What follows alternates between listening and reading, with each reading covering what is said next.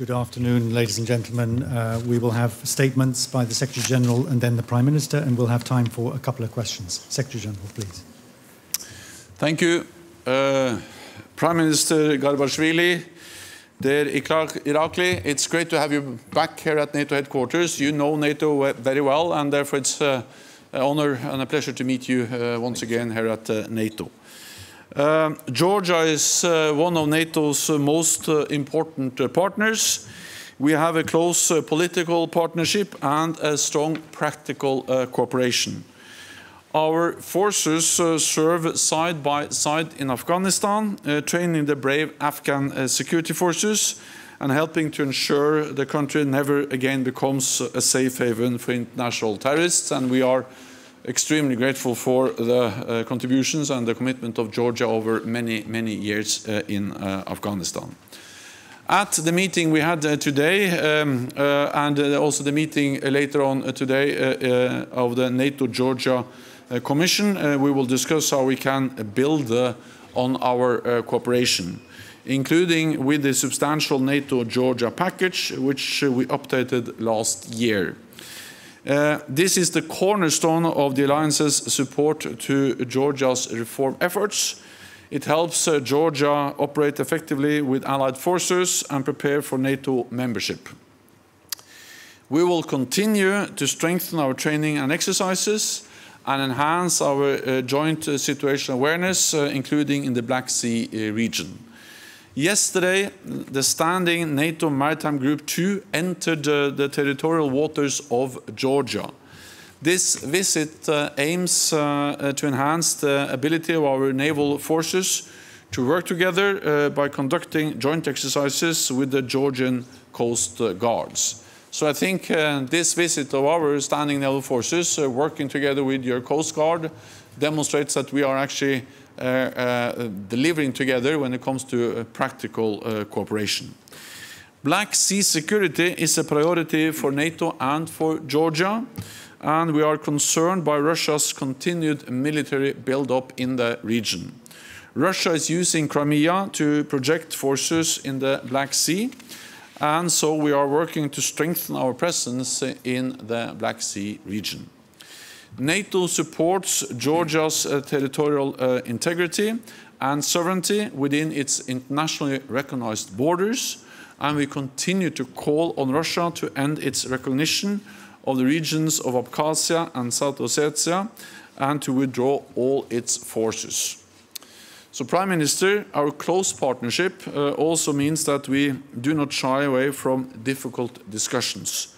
The recent political developments in Georgia are worrying. NATO expects Georgia to uphold the democratic standards that it has worked so hard to develop in recent years. This includes resolving political differences through dialogue and avoiding divisive rhetoric and actions. NATO supports the mediation efforts of the European Union.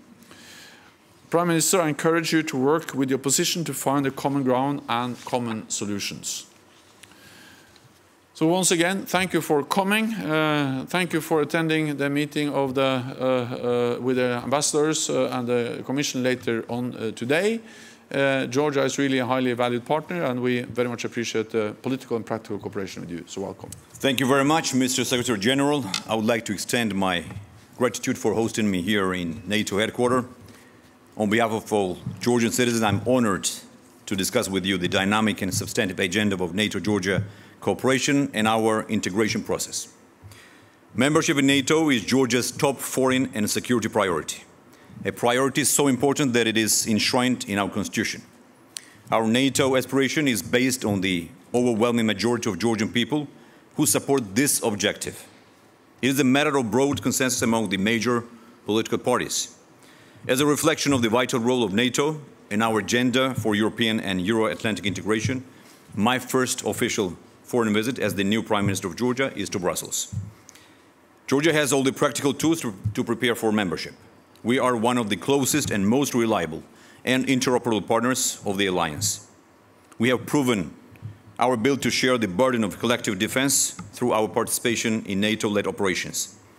860 Georgian men and women have been serving shoulder to shoulder along with allied military servicemen in Afghanistan.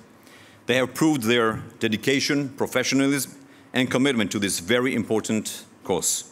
We welcome NATO's increased presence in the Black Sea region. NATO's presence in the Black Sea is a strong deterrence factor that brings an equally strong stabilizing effect for countries in the region. European security cannot be complete without a secure and stable Black Sea. This reality has become painfully evident in recent years. We welcome the launching of the Allied Strategy NATO 2030, which will eventually result in the adoption of the new strategic concept of the alliance. We do hope that the level of ambition demonstrated in the expert group report, NATO 2030, United for a New Era, on open policy will be maintained in the new strategic concept as well. 2020 was marked by the adoption of the refreshed substantial NATO-Georgia package. This updated agreement will bring it to a more ambitious level and will be more tailored to the modern security challenges. I'd like to take this opportunity and thank all allies for their active support and contribution to this very important endeavor. We do hope that refreshed SNGP will receive even more support from the allies in the future. NATO has played a significant role in enhancing Georgia's defense capabilities and increasing our resilience. We on our side have spared no effort to stand by the values of the North Atlantic Treaty, carry out a comprehensive reform agenda and move forward on our integration process, despite the internal and external security challenges. A performance-based approach remains the core aspect in NATO's open door policy. Therefore, taking into consideration Georgia's success, its dedication and contribution to the shared Euro-Atlantic security, we do believe that time has come to move forward on Georgia's aspirations. We fervently hope for the full implementation of the Bucharest Summit decision that will lead to concrete and tangible steps aimed at inviting Georgia fully into the Euro-Atlantic family. I thank you very much again. Thank you, sir. Okay, we have time for two questions. For the first question, we'll go to Levan Achalea from Georgian Public Broadcaster. Yes, thank you. Good afternoon, Secretary General, Mr. Prime Minister. I want to ask you this question, both of you. It concerns the 2030 strategy of NATO and role of Georgia, especially when it's reality changing in our region. I mean, Nagorno-Karabakh conflict and Russian influence is growing. Could it help to accelerate Georgia's integration to NATO? Let me start by saying that we very much appreciate and value the very close partnership between Georgia and NATO. We strongly support Georgia's efforts to implement reforms, and we will continue to both provide the political and practical support, and allies stand behind this clear message. And I urge always allies to also provide and step up their practical support. We also strongly believe that Georgia should continue to focus on reforms as they move towards further Euro-Atlantic integration. Allies support them on that path, and this was also one of the issues I discussed with the Prime Minister today. We have made a decision back in Bucharest in 2008. We still stand by those decisions, and then we continue to help and support efforts to move forward towards NATO membership.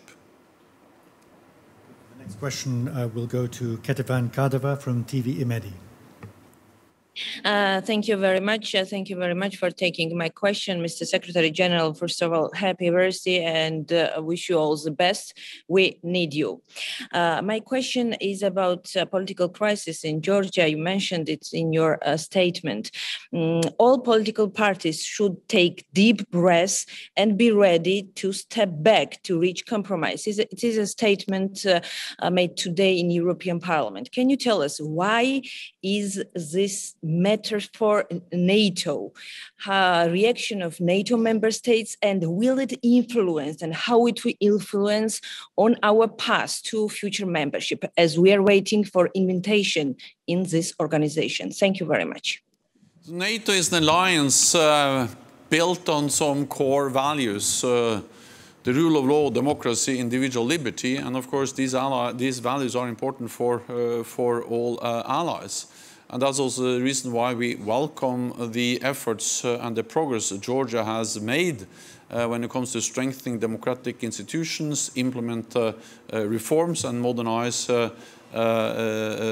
different institutions, including in the defense and security sector, but also in the judiciary and in other ways over the last years. And NATO allies have supported these efforts over many, many years. That's also the reason why allies are concerned when they have seen some of the recent developments in Georgia, including the detention of the head of the major opposition party. So what we would like to see is, of course, a resolution to this dispute, these difficulties, and then to find a way where Georgia can continue to implement the reforms and have a well-functioning parliament at the heart of your democracy. We also support the mediation efforts by the European Union, and the Prime Minister and I, we discussed this issue during our meeting today, and I expect also allies to raise the issue later on during their meetings later today. Okay, thank you very much. That's all we have time for today. Thank you, ladies and gentlemen. Thank you. Thank you.